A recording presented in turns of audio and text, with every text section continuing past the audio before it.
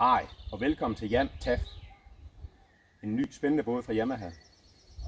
Og for hvordan den er at opleve i virkeligheden, så ser I det lige om lidt i forskellige situationer ude på vandet.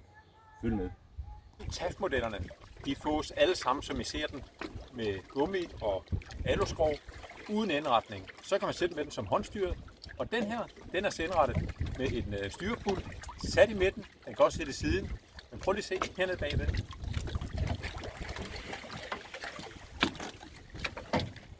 Masser af plads til brændstoftank, batteri, og så kan man, hvis man skal på fisketur, sætte hernede bagved, og man kan nemt tilte motoren op og ned. Og så kan den tage over 450 kg i last. Og båden her, som I ser den, den vejer ca. 140 kg med brændstof, med batterier, uden mig. Og hvor stabil er den? Prøv lige her.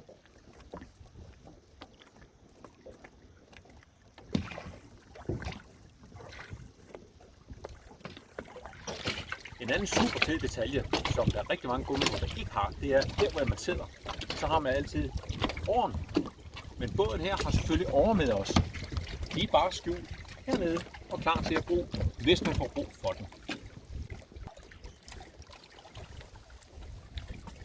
Ja, TAF-modellerne, det er primært sportsbåde til unge mennesker, nogen der ønsker lidt sjov og ballade.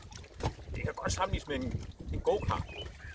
Den her, hvis man sætter 9,9 heste, som der er her, så får man en båd med en fun-værdi, masser af action, man sejler frisk.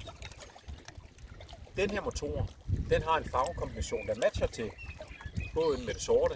Man kan så ikke helt se det med det lys, der er nu, at det faktisk er en fuldlakeret metallak top med klarlak, der er på den her 9,9 sportmotoren. Det er en 9,9 hestes motor, men i virkeligheden helt almindelig 15 hestes. Den er bare droslet. Og den spærring, den fjerner man nemt, hvis man har lyst til det. Det er det lille sjove trick med den. Nogle andre tricks, der er lidt sjove også, det er, at det må gerne se godt ud. Her er det lys. Det er der også hævet foran. Og så er der også noget herligt lækkert lys bagpå, som er ekstra. Den er elektrisk startet. Og der er så mulighed for at sætte mere udstyr på, for det er nemt at komme til.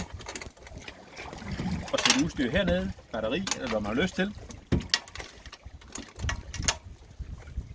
Og så skal vi ud og sejle.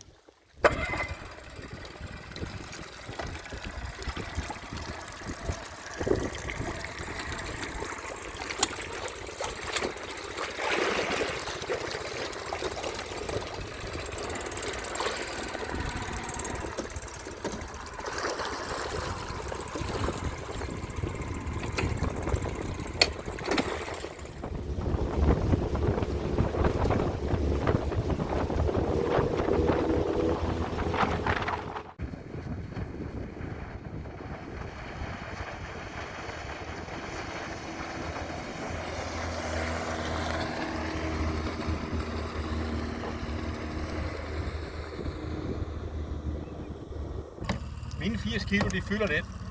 Det er derfor, du kan få den med joggesæde, hvor jeg rent faktisk sidder her. Så er vægten meget bedre til.